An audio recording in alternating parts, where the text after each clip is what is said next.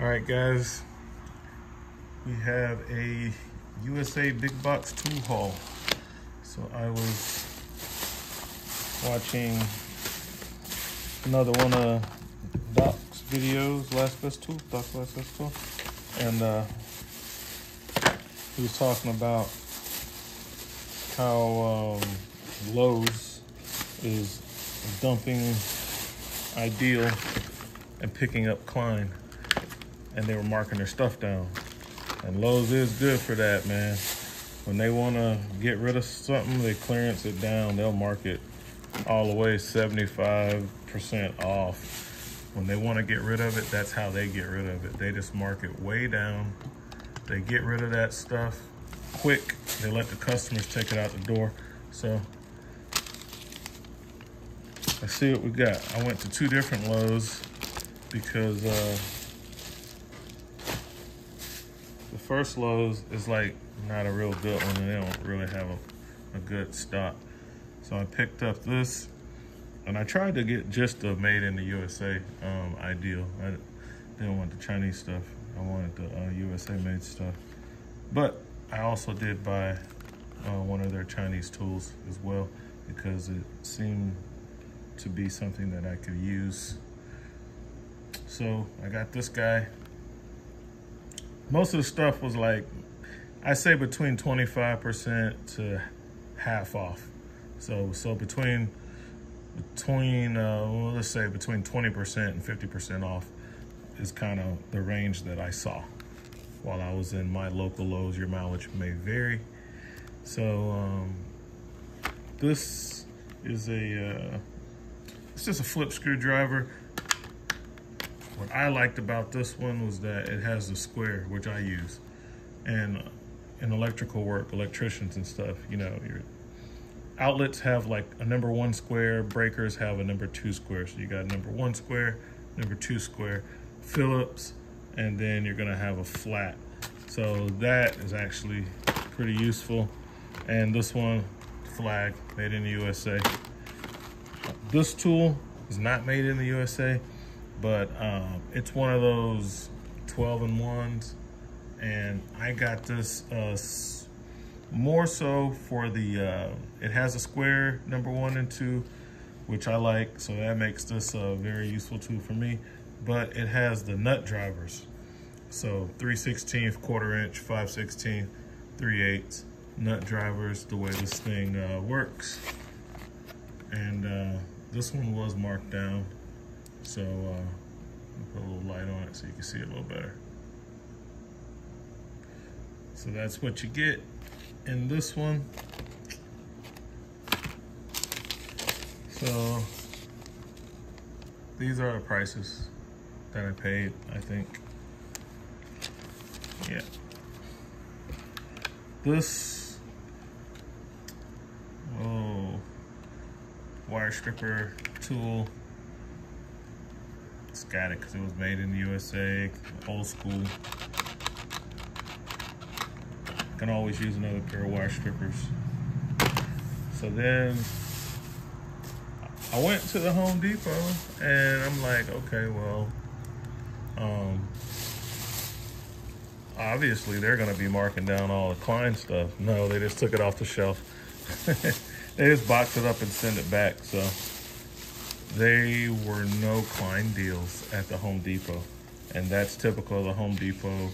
They will send their stuff back to the manufacturer, or they will pallet it up if they can't do that, and wholesale it off to other people in private sales. So there's no Klein tools. But I did need a center punch and a, well, yeah. So I got this,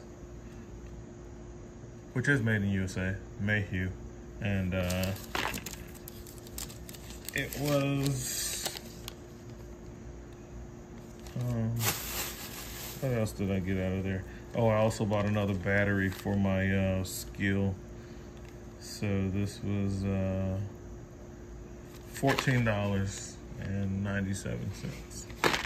I get military discounts, so I always get, like, most of the times 10% off of stuff anyway. So yeah, I seen a YouTuber like Project Farm do a review on these different types, and these work pretty good, these spring ones. So I was very confident in buying these. I have some automatic ones that I got off of Amazon. Here's one, but after a while, it stops working. So junk, and it's not even good to hit on the hammer the way it's made, so it's just junk. So I got these because they perform well on Project Farm. Mosquitoes. All right. So then on the way back, I went back to, oh, wait a minute. Oh no, I didn't buy it. I bought a little step stool. That's what that was. A little one-step fold-up plastic Gorilla step stool. Bought another battery out of Lowe's when I went to the next Lowe's, because I bought that kit, the right angle skill kit, impact driver, right angle impact driver. And I believe on the Torque Test channel, they did their testing on all the right angle impact drivers, and the skill was the most powerful one. So of course, a while back I bought that, and it's pretty awesome. It only comes with one battery and a charger, so I don't like to just have one battery. These batteries are less than $30, and you can see it's all dusty. They're not really selling, so I went ahead and bought one. It was $29, so I got that.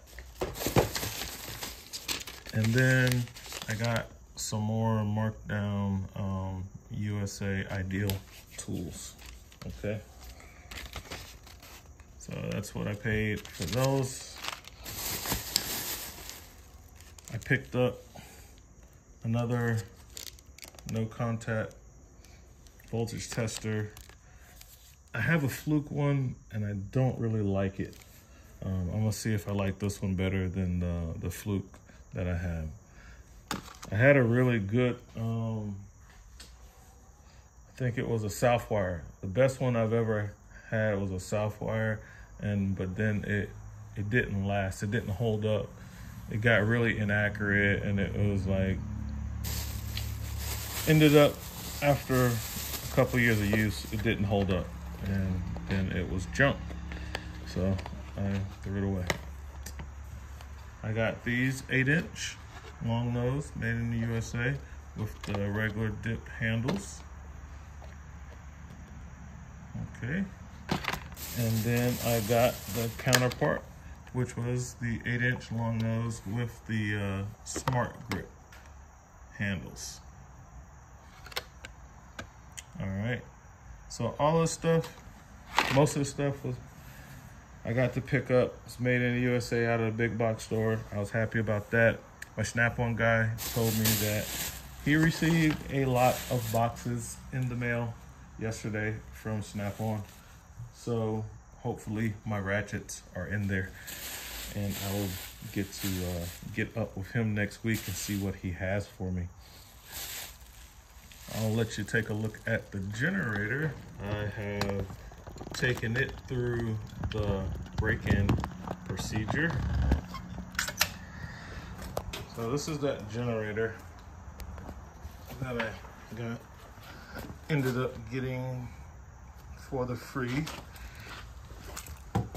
because the shipping company that Amazon choose to use, which has horrible reviews all over the internet, it's called Seva.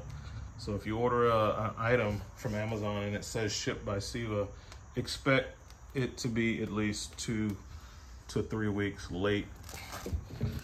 Yep. They have horrible reviews. Some people don't get their stuff. Some people get their stuff very, very late. Some people get it late and damaged. And some of these things like this, they consider this to be a non-returnable item. They say because of hazardous material. I guess they're talking about the oil that comes with it, or they're scared you might have put gas in it or used it or something like that. But like, it was still brand new in the box, and I asked them for a return label or whatever to send it back. I was trying to make arrangements for them to come get it and pick it back up, because I definitely wasn't paying for it and I didn't want it. It was like almost a month late. So, but during that process, the guy put me on with a supervisor or something. And she was trying to process the return, and then she was like, oh yeah, that's a non-returnable item. So you can just throw it away or donate it or keep it or do whatever you want to do with it. They're not taking it back. And I had a full refund, and she acknowledged that. She was like, look, you already got your money back. Just keep the thing, whatever. So it's pretty cool. It's loud, man. It's loud. It holds almost 7 gallons of gas, a little over 6.5 gallons of gas. It's basically a close to a 10,000 running watt generator, 9,500 watts. I bought it as I was buying it for a whole home backup solution. When the power goes out, I've already wired in a generator outlet to my main that will power the whole house. So that's what I bought it for, or that's what I initially bought it for, and that's what I'll still use it for. However, I would not recommend buying these from Amazon or any online seller, because they will not let you send these things back. You get it and the motor locks up on it, or it doesn't work right, or it needs to be serviced. You're kind of out of luck, man, on that, because they're not gonna take it back. And I don't know what the process is for getting the stuff worked on. So what I would recommend is, if you're gonna buy something like this online, something I thought about after this thing was way late, and I was like, this is a good way for me to get an out on this thing and not have to be into it, is buy it from Lowe's or Home Depot on their online, because at least when you buy items like this online from them, you could take it back to the store, whereas there's no Amazon store to take this thing back to. Now you have to deal with the manufacturer, and who knows how that's gonna work out. All right. So I did do some research. It says it's okay to use full synthetic oil in these things after the break-in period. I read the book on this one. So they give you some oil, and they want you to use that to break it in. The break-in period is no more than 50% load, varying the load up and down so the stator windings can heat up and cool down in 5 hours. So 5 hours, 50% load or less, varying the loads. I had like a refrigerator and stuff hooked up to it while I was doing the break-in on this. Personally, I typically change the oil on these twice before I put it in the service. When I bought the last generator, the Predator from Harbor Freight, there was a lot of metal shavings that come out, after you run these, because the pistons and everything's getting seated, and so it's cutting metal away. And these are oil bath style generators. They don't have oil filters, so that means all the metal shaving is just being recirculated the whole time. So I typically go ahead and break these in, change the oil, then I run them, I change oil again, and then I just use it and put it on the maintenance interval, which I think for this one is like 1 year or 50 hours or something like that. Anyway, that's what I got. Those are my tools that I picked up. Try to catch some deals when I can. I used to be really, really good at finding like clearance deals and stuff in the stores. I'd go after those deals. So that's the tool haul for today. And I'll see what Snap-on has for us on Monday, guys. RV Tech Pro out.